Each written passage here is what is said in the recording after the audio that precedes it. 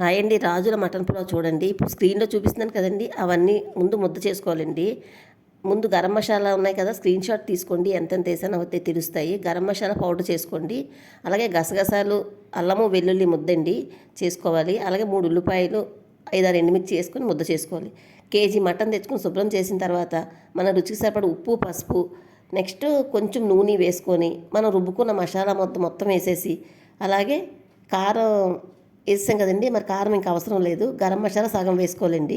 గసగసాల ముద్ద సగం వేసుకోవాలి. వేసుకొని కుక్కర్లో 10 నిమిషాలు వేయించుకున్న తర్వాత ఒక గ్లాసు నీళ్ళు పోసి విజిల్ పెట్టేసి ఒక్క విజిల్ పెట్టి తీసేయాలండి.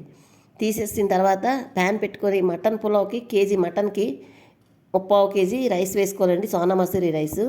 ఇలాగా మటన్ ఉడికిన తర్వాత జ్యూస్ని సెపరేట్ చేసుకొని వేయించి పులావ్ చేస్తామండి మా రాజుల్లోని. చాలా ఫేమస్ అండి. దీనికి సెకండ్ పార్ట్ కూడా మీకు అప్లోడ్ చేస్తాను చూడండి.